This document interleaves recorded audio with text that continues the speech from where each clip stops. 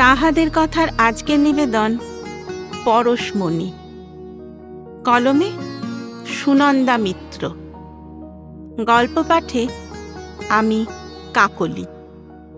সহযোগিতায় নীল। নির্দেশনায় অনির্বাণ।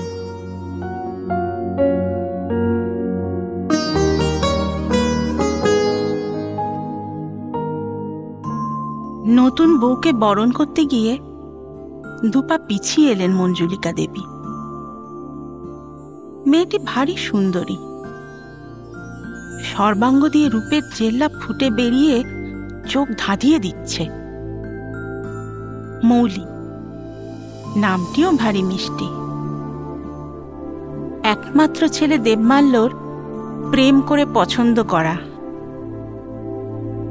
প্রথম ভিডিওতে দেখেছিলেন। দেবমাল্য বিদেশের ইউনিভার্সিটিতে পিএইচডি করছে। পড়াশোনা ছাড়া কিছুই বোঝে না। তবু মৌলির সঙ্গে প্রথম সাক্ষাতেই প্রেম, আর তারপর বিয়ে। মঞ্জুলিকা দেবীর অনুপস্থিতিতে বিদেশেই বিয়েটা হয়েছে। উনি আপত্তি করেননি। একে করোনার অস্থির সময়, তার মধ্যে দেশে ফিরে ধুমধাম করার মতো মানসিকতা তাদের ছিল না। মৌলি ও তার বাবা মাও আমেরিকায় প্রবাসী। কাজেই ছেলের যখন পছন্দ হয়েছে, তখন ভালোই ভালোই বিয়েটা মিটে গেলেই ভালো। এখনকার ছেলে তো কখন আবার মত পাল্টে বিয়ে করব না বলে বসে, তার কোনো স্থিরতা নেই। এত বছর বলে বলে হাল ছেড়ে দিয়েছিলেন প্রায়। এখন হঠাৎ এই সুখবর। ছেলে যখন বিদেশেই সেটেল করবে বলে ভেবেছে, তখন তার নিজের পছন্দই প্রথম এবং শেষ। কখনো সখনো ছুটি ছাটায় বাড়ি ফিরলে তখন যেটুকু দেখাশোনা হবে, তবে সে আর কতটুকু। ছেলে দেবমাল্যকে একরকম খরচার খাতাতেই লিখে রেখেছেন মঞ্জুলিকা দেবী। সেই ছোটবেলায় ওর বাবা দেবোত্তম মারা যাবার পর থেকেই কলেজে প্রফেসরি করতে করতে এক অন্য জগতের সন্ধান পেয়ে গেছেন তিনি। তাই ছেলেকে স্বাধীন করে দিতে তার বাঁধেনি। বন্ধন কাটাতে পারলে তবেই মুক্ত আকাশের সন্ধান মেলে। মঞ্জুলিকা জ্ঞানের জগতে তার খোলা আকাশের ঠিকানা পেয়েছেন। তাই ছেলে দেবমাল্য ও তার নতুন বউ মৌলির সম্বন্ধে তার মনে কোনো প্রত্যাশা ছিল না। দূরে থাকবে থাকুক, ভালো থাকুক ওরা, নিজের মনে নিজের মতো করে, এটাই ভেবেছিলেন। তবু মেয়েটির সামনে গিয়ে নিজের একটা সাবেকি নেকলেস উপহার দিয়ে দুটো কথা বলে একটু মিষ্টি মুখ করাতে গিয়ে প্রথম ধাক্কাটা খেলেন। এই সব হাই ক্যালোরি মিষ্টি খেয়ে কি ফিগারের 12টা বাজাবো নাকি? আমি ফ্রুট কাস্টার্ড, ফ্লেভারড ইয়োগার্ট ছাড়া কিছু খাই না। হুঁশে উঠে হিম শীতল গলায় কাটা কাটা উত্তর দিল মৌলি। ওহো, যেমন সুন্দর তেমনই ঠান্ডা সরীসৃপের মতো চাউনি। এত ছেলে মেয়ে পড়িয়েছেন, তবু কেমন ধাক্কা খেলেন তিনি।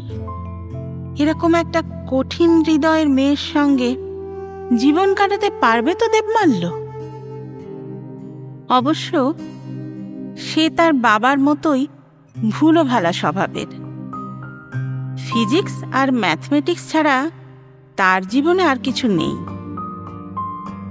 মনে হয় এসব ব্যাপার তার চোখ এড়িয়ে যাবে। ঘরে বাইরে সবসময় তো কাজ নিয়েই ব্যস্ত থাকে। এই সংক্ষিপ্ত ছুটিতে বিয়ে করে দেশে ঘুরে হানিমুন সেরে ফের ফিরে যেতে হবে। কালকেই ফ্লাইট, সোজা শ্রীনগর। তারপর কদিন ঘুরে ফের কলকাতা ছুঁয়ে আবার আমেরিকার কর্মজীবনে ফেরত যাবার পালা। দুজনের মনোজগৎটা পুরোটাই আলাদা। একজন থাকবে রিসার্চ আর পড়ানো নিয়ে, আর একজন নিজের রূপচর্চা আর ফিগার নিয়ে।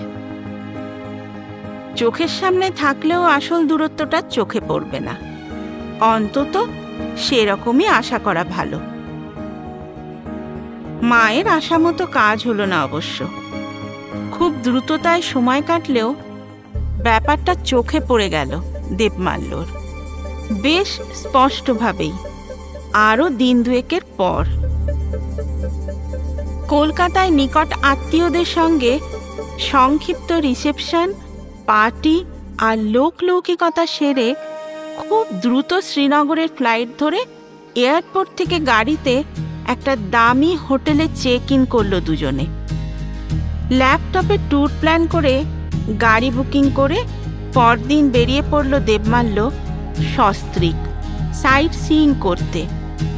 কিন্তু নাম করা বহুল প্রচারিত ট্যুরিস্ট স্পটগুলো বাদ দিয়ে অনামি পাহাড়, উপত্যকা, নদী, গ্রাম এইসব ঘুরে দেখবে বলে। ড্রাইভার ইউসুফ ছেলেটি ভারী নম্র আর সরল। ওর স্বচ্ছ চাউনিতে একটা চারিত্রিক দৃঢ়তা ও মিষ্টত্বের মিশেল আছে মনে হয়। তাছাড়া BMW গাড়িটা চালাচ্ছে যেন পালকের মতো মসৃণ ভাবে, পাহাড়ি রাস্তা বলে মনেই হচ্ছে না। ইউসুফ সহজেই দেবমাল্যর পছন্দ বুঝে নিয়ে নাম না জানা ট্যুরিস্ট ম্যাপের বিশেষ গন্তব্যগুলো এড়িয়ে অপূর্ব সব অন্যরকম এলাকা দিয়ে নিয়ে চলেছে ওদের গাড়ি। অতএব সেখানে তেমন কোনো দোকানপাট, কাফে, ফুড জয়েন্টও নেই। মাঝে মাঝে উপত্যকার উপর বয়ে যাওয়া উপলকীর্ণ পাহাড়ি নদী, দূরে নাম না জানা ফুলে ছাওয়া বনস্পতি, আর মাঝে মাঝে দু একটা গ্রামের মানুষ চোখে পড়ছে, সঙ্গে ঘোড়াও। দেবমাল্য উত্তেজিত হয়ে সামনের সিটে ইউসুফের পাশে চলে এসেছে ছবি তোলা সুবিধের জন্য। সামনের জানালার মধ্যে দিয়ে দেখা দৃশ্যের প্রসারতা অনেক বেশি। পেছনের সিটে মৌলি নিজের ছোট্ট আয়নায় পরিপাটি প্রসাধন করতে ব্যস্ত। তাড়াতাড়ি করে বেরোতে গিয়ে মেকআপটা ঠিকমতো করবার সময় হয়নি। বাইরের দৃশ্য দেখে দেবমাল্য সমানে গাড়ি থামাতে বলছে, ফটো তুলছে। হঠাৎ একটা ভালো ভিউ পয়েন্ট দেখে ছুটে নেমে বেরিয়ে গেল। পাহাড়ের ঢাল বেয়ে ক্রমে নিচে নামতে লাগলো। বোধহয় নিচের উপত্যকায় যেতে চায়, যেখানে নদী বইছে। ভালো পাগলের পাল্লায় পড়া গেল, মনে মনে ভাবছিল মৌলি। তবে এসব ছেলেদের বশ করা খুব সহজ। নিজেদের নাওয়া খাওয়া, টাকা কড়ির দিকে বিশেষ খেয়াল থাকে না, সর্বদাই মুক্ত হস্ত। খালি এদের মনের স্টিয়ারিংটা হাতে ধরে রাখতে হয়, আর এদের অন্য মনস্কতার সুযোগ নিয়ে নিজের কাজ হাসিল করে নিতে হয়। ভালোই বর হয়েছে মৌলির। এতদিনের ডেটিংয়ের সুবাদে জানা ঘোর, কেপ্পন, হিসেবি, বর্বর জাতীয় বর নয়। আপাতত সমস্যা হলো কিছু স্ন্যাক্স জাতীয় খাবার হলে ভালো হয়। কাছেই একটা কটেজ দেখা যাচ্ছে, রাস্তার অন্যদিকে। বোধহয় কোনো খাবার বিক্রি করে। বাইরের সাইনবোর্ড দেখে তো তাই মনে হচ্ছে। এত দূর থেকে ঠিক বোঝা যাচ্ছে না ভালো করে। তবে আপাতত ইউসুফটাকেই কাজে লাগানো যাক। ইউসুফ ইতিমধ্যে স্মার্টফোন খুলে মগ্ন হয়ে পড়েছে। কয়েকবার পিঠের ওপর খোঁচা মেরে ওর চটকা ভাঙালো মৌলি। তারপর বেশ অভদ্র ও রূঢ় স্বরে ওকে কিছু আনতে হুকুম দিল। বাঙালি বিবি লোক ইতনা বেশরিফ। মনে মনে বিরক্ত হয়ে নেমে গেল ইউসুফ। বেশ অপমানিত লাগছে নিজেকে। তবে গাড়ির দরজা খুলে বেরিয়ে যেন মাথাটা ঠান্ডা লাগলো। মাথায় থাক আত্মসম্মান। খাবার খুঁজতে গেলে তো কিছুক্ষণ ওই অভদ্র মহিলাটার কাছ থেকে দূরে যেতে হবে, সেটাই লাভ। তিতে বিরক্ত হয়ে বেখেয়ালে চাবিটা গাড়িতে লাগানো অবস্থায় নেমে গেল ইউসুফ। যদিও স্বয়ং মেম সাহেবই গাড়িতে বসে আছেন। ইউসুফ নেমে ৮-১০ গজ এগোতেই আচম্বিতে ঘটল ঘটনাটা। একটা চলন্ত গাড়ি ফুল স্পিডে আস্তে আস্তে রাস্তায় টায়ার পাংচার করল। গাড়িটার দরজা খুলে এদিক ওদিক তাকাতে তাকাতে নেমে এলো দুজন মুখোশধারী উগ্রপন্থী, হাতে অত্যাধুনিক রাইফেল। সোজা মৌলির গাড়িতে উঠে স্টার্ট দিয়ে বেরিয়ে গেল ওরা। একজন গাড়ি চালাতে লাগলো, আর অন্যজন পকেট থেকে একটা রিভলভার বের করে পেছনের সিটে বসা মৌলির কপালে লাগিয়ে বলল, সিট সে উতার কে নিচে बैठना, नहीं तो खोपड़ी उड़ा देंगे। কাঁপতে কাঁপতে নিচে নেমে বসলো মৌলি। একবার কাঁপা হাতে মোবাইলটা অন করতে গেল। মুহূর্তে সামনের খুনিটা ব্যাগ ছিনিয়ে নিয়ে জানলা দিয়ে ছুঁড়ে পাশের খাদে ফেলে দিল। কপালে রিভলভার ঠেকিয়ে কিছু একটা বলল। মাথা ঘুরে গাড়ির পেছনের সিটের ফাঁকে বসে গেল মৌলি। এক মুহূর্তের মধ্যে এক চূড়ান্ত বিভীষিকার মধ্যে পড়ে গেল মৌলি। গাড়ি চালানো লোকটার নাম সুলেমান, আর রিভলভার হাতে যে তার নাম রহমান। ওদের গাড়ি চলেছে নক্ষত্র বেগে। কোথায়, কোন দিকে বুঝতে পারছে না মৌলি। নিচে দলা পাকিয়ে বসে বসে গা হাত পা ব্যথা করছে। এতবার দেবমাল্য বারণ করা সত্ত্বেও কেন যে কাশ্মীর কাশ্মীর করে জেদ ধরেছিল, কেন যে ইউসুফকে জোর করে গাড়ি থেকে নামিয়েছিল খাবার খুঁজতে, ওকে বিশ্রীভাবে কথা বলে কেন যে ওর ধৈর্যচ্যুতি ঘটিয়েছিল, সবটাই ওর নিজের জেদ আর দুর্ব্যবহারের ফল, আর কারোর নয়। উফ, কিরকম মাথা ঘুরছে, যন্ত্রণা হচ্ছে কপালে, গা গুলিয়ে বমি পাচ্ছে। একবার সুযোগ মতো মাথা উঁচিয়ে জানলা দিয়ে বাইরে উঁকি মারবার চেষ্টা করেছিল। সঙ্গে সঙ্গে ড্রাইভিং করা অবস্থায় সুলেমান গর্জে উঠল। রহমানের রিভলভারের নল কপালে ঠেকল। সুলেমান খতম করে দিতে বলল ওকে। কি ভয়ঙ্কর দৃষ্টি! মুখোশের ফাঁকে চোখ দুটো ধারালো ছুরির ফলার মতো জ্বলছে। এক ঝলক ঘাড় ফেরাতেই সেই দৃষ্টি বিঁধে গেল মৌলির মনে। এ একটা দাগি খুনি না হয়ে যায় না, একটা সিরিয়াল কিলার। মানুষের যে এত ভীষণ চেহারা হতে পারে, উফ, ভাবা যায় না। তো নৃশংসতা মুখের প্রতিটি রেখায়। তুলনায় রহমান আরেকটু ভালো। ও গালাগালি দিল, কিন্তু ট্রিগার টিপল না। সাইলেন্সার লাগানো রিভলভার ওটা। সুলেমান খিচিয়ে উঠল, বলল, খতম করে দে, নইলে সাক্ষী থেকে যাবে। রহমান বলল, আমরা তো সবার সামনেই খুন করে জেল থেকে পালালাম, সবাই জানে আমাদের নাম, এ আর নতুন কি সাক্ষী দেবে? ভয়তে গা গুলোতে লাগলো মৌলির। প্রাণপণে নিজেকে স্থির রাখবার চেষ্টা করতে লাগলো ও। শীতের দিন, দিনের আলো দ্রুত নিভে আসছে। এবার বমি করার জন্য ও আঁক তুলল। গাড়িটা ব্রেক দিয়ে দরজা খুলে ওর ঘাড় ধরে তুলে পেছনে একটা লাথি মেরে রাস্তার ধারে ফেলে দিল রহমান। আর একতলা থুতু ফেলে গাড়ির দরজা বন্ধ করে সবেগে বেরিয়ে গেল ওরা দুজন। উফ, মাথাটা জোরে পাথরে ঠুকে ব্যথা করতে লাগলো, আর সেই সাথে পিত্তি বমি। তার সাথে গত রাতের ডিনারের কিছু অবশেষ। সারা শরীরে প্রচন্ড যন্ত্রণা, মাথা ব্যথা করছে খুব। ভয়তে সারা শরীর কাঁপছে। জেল পালানো খুনি দুটো আবার ফিরে আসবে না তো? দেখতে দেখতে বিকেল গড়িয়ে সন্ধ্যের অন্ধকার নামছে। রাস্তার একপাশে খাদ, অন্য পাশে পাহাড় খাড়া উঠে গেছে।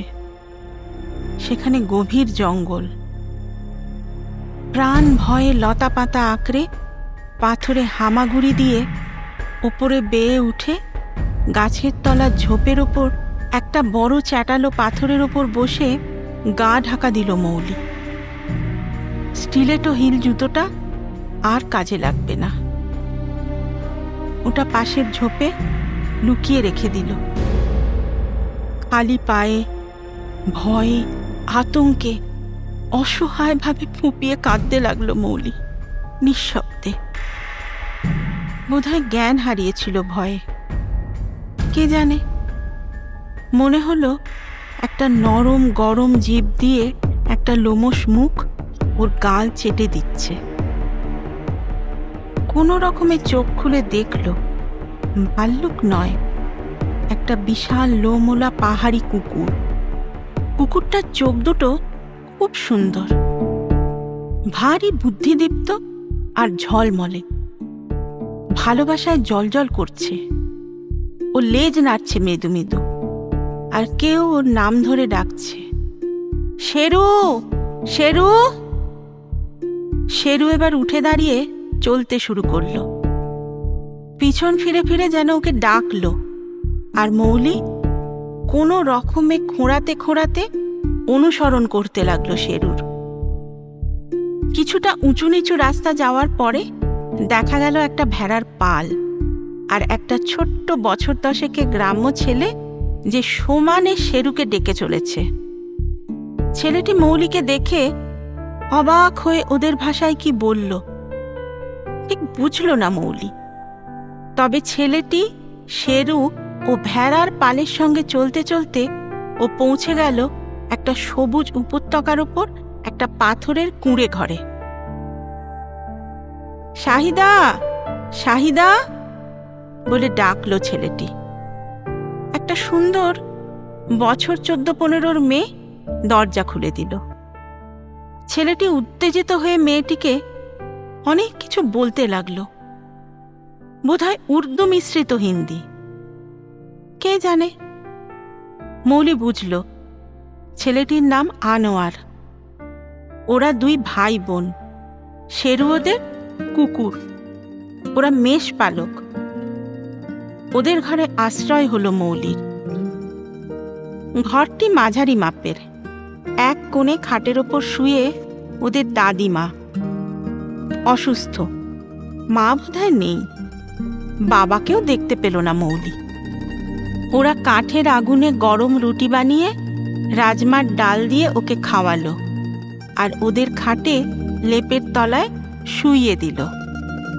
মোটামুটি বোঝা গেল কাল সকালে শাহিদা অন্যদের বলে মৌলিকে ফেরত পাঠানোর চেষ্টা করবে। প্রাণে যে বেঁচে আছে তাতেই আশ্চর্য লাগছিল মৌলির। কোথায় পড়ে রইল তার ফেলে আসা সভ্য জগতের পরিচয়, তার চিন্তা ভাবনা, তার অহংকার।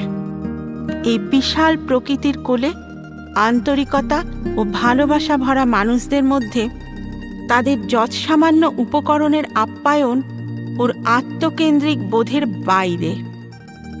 অর্থ দিয়ে এর মূল্য হয় না, এদের ঋণ শোধ করা কোনো দিনই সম্ভব নয়। পাথরের দেয়ালের ওপরে বসানো পাথরের চালার মধ্যে ফাঁক দিয়ে পাহাড়ের নৈশ হাওয়া বয়ে যাচ্ছে হাড় কাঁপিয়ে। কাঠকয়লার আগুন জ্বালানো ছোট ছোট লোহার উনুনের আঁচের লালচে আলোর আভা দেওয়ালে আলোর আলপনা আঁকছে। গাছের পাতায় পাতায় শিরশিরানি হাওয়ার আওয়াজ, নদীর বয়ে যাওয়া অবিরাম কুলুকুলু ধ্বনি, রাতের জ্যোৎস্নার আলোর ভেসে যাওয়া রাতচরা পাখির ডাক, এক অচেনা অজানা মানুষদের দরিদ্র পরিবারের অনাবিল ভালোবাসা কেমন আচ্ছন্ন করে তুলছে আজন্ম স্বার্থপরতায় লালিত মৌলির মন। নিজেদের খাট ছেড়ে দিয়ে ওরা শুয়ে আছে মেঝের একপাশে জড়ো করে রাখা খড়ের গাদায়। নিজেকে যেন খুব ছোট মনে হচ্ছে এখন। কখন ঘুম এসেছিল টের পায়নি মৌলি। অনেক অজানা পাখির মিষ্টি সম্মিলিত গানের সুরে ঘোর কাটল মৌলির। শাহিদা এর মধ্যে উঠে বাইরে থেকে ঝর্ণার জল আনতে যাচ্ছে, মাথায় কলসি। চট করে উঠে মৌলি চলল ওর সাথে সাথে। কথা ছাড়াই ইঙ্গিতে ভাব বিনিময় হচ্ছে এখন। নদীর জলে হাত মুখ ধুয়ে ঝর্ণার জল কলসিতে ভরে ফিরে এলো ওরা দুজনে। এবার গরু, ভেড়া, মুরগিদের খেতে দেওয়ার পালা। শেরু আর আনোয়ার নাস্তা পানি খেয়ে ভেড়ার পাল চড়াতে বেরিয়ে গেল।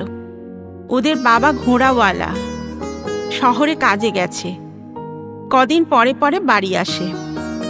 সব কথা ওদের পড়শি সালমানের কাছ থেকে জানতে পেরেছে মৌলি। সালমান কিছুটা হিন্দি জানে।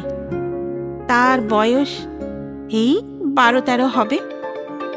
এই এলাকায় মানুষ খুব গরিব। দু একজন শহরে গরম শালের ওপর হাতের কাজ বিক্রি করতে যায়। শ্রীনগর এখান থেকে ঘোড়াতে 2-3 দিনের পথ। সেখানে মোবাইল চলে, আশেপাশের এলাকাতেও। গ্রামের ঠিক এই এলাকাতে মোবাইলের টাওয়ার ধরে না। বেশ কিছুটা দূরে গেলে কয়েকটা পাহাড়ের বাঁক পেরিয়ে তবে পাওয়া যায়। তবে মৌলির মোবাইল তো কোথায়, কোন খাদের অতলে তলিয়ে গেছে, এখন এ প্রশ্ন অবান্তর। শাহিদা আনোয়ারের বাবা শহরে কাজের জন্য চলে যায়। ওদের মা নেই, ছোটবেলায় মারা গেছেন। দাদির দেখাশোনা, রান্নাঘরের কাজ সব শাহিদা করে। আজ সকালে শহর থেকে আসা একজন পড়শির কাছে জানা গেছে যে ওখানে জেল পালানো উগ্রপন্থীদের গুলিতে কজন সিকিউরিটি মারা গেছে। ধরা পড়েছে কজন। জেলের একটা গাড়ি করে দুজনে পালিয়ে গেছে। এখন 2-3 দিনের কারফিউ আর বন্ধ চলছে। পাশের গ্রামের পাহাড়ে নৌসাদ চাচা কলকাতায় শাল ফিরি করতে যান। তাকে খবর দিয়ে নিয়ে আসবে সালমান। তাহলে মৌলির আর কোনো অসুবিধে হবে না। দুপুরের মধ্যেই আশেপাশের পাড়াপড়শিদের ছোট ছেলেমেয়েরা দল বেঁধে মৌলির সাথে দেখা করতে আসে। এখানে কারফিউয়ের কড়াকড়ি নেই। অনেক দূরে দূরে পাহাড়ের কোলে 1-2 ছোট পাথরের কুঁড়ে ঘর। অতিথির জন্য ওরা কেউ নিয়ে এসেছে গাছের ফল, কেউ বা বাড়ির বিশেষ কোনো রান্না। পরদিন দুপুরে নদীর ধারে দাস্তারখান পেতে ওদের সম্মিলিত খাওয়া দাওয়া হলো। 1-2 করে সারাদিন পড়শিরা দেখা করে গেল মৌলির সঙ্গে। কেউ কেউ ওদের হাতের কাজের রুমাল বা ব্যাগ উপহার দিল ওকে। কোথা দিয়ে যে দিনগুলো কেটে গেল চোখের পলকে। নওশাদ চাচা খবর পেয়ে এলেন। তিনি বাংলা জানেন, ভালো বাংলাও বলেন। কলকাতায় গেলে বড়বাজারে ওঠেন, তারপর বালিগঞ্জ এলাকায় শাল সাপ্লাই করেন।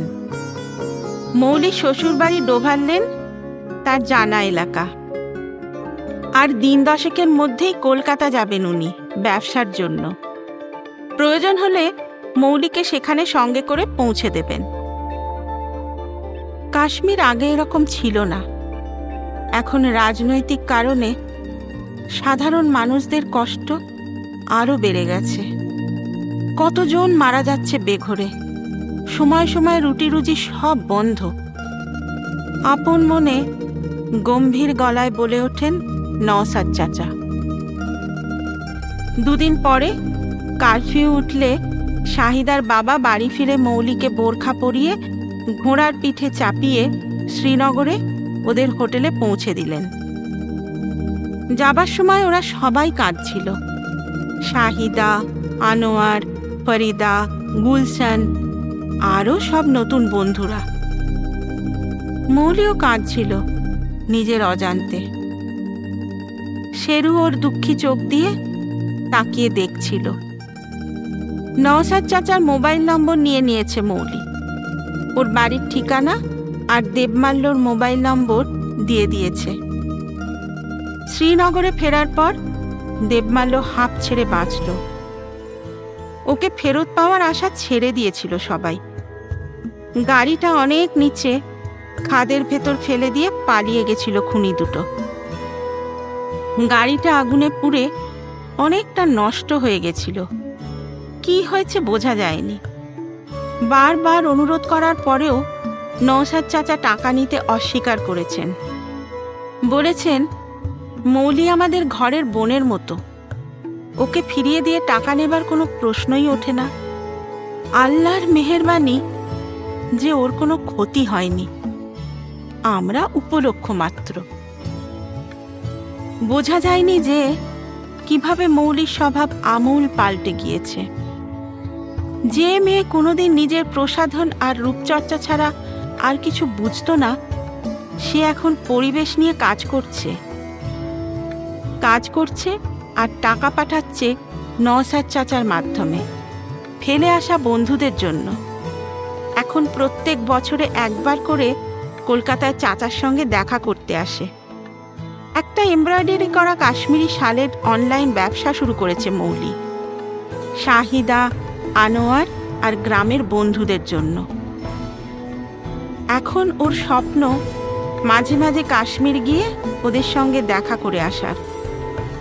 শিগগিরই নাকি ওদের গ্রামের কাছে মোবাইলের টাওয়ার বসবে। সেদিন থেকে ওদের যোগাযোগ হবে আরও দ্রুত। দেবমাল্য ও মঞ্জুলিকা দেবী মৌলির এই অভাবনীয় পরিবর্তনে আশ্চর্য হয়ে গেছেন। সত্যিকারের ভালোবাসার পরশমণি তাহলে মানুষের অন্তঃকরণকে সোনা করে দিতে পারে।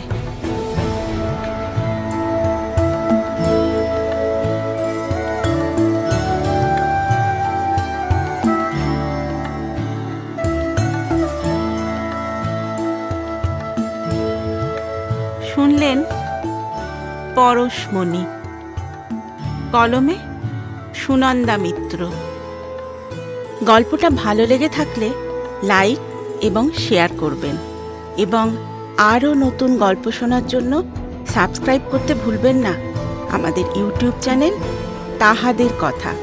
আর আমাদের ফেসবুক এবং ইনস্টাগ্রামটাও ফলো করবেন। আগামী সপ্তাহে আরও একটা নতুন গল্প নিয়ে হাজির হব আমি, কাকলি। শুনতে থাকুন তাহাদের কথা।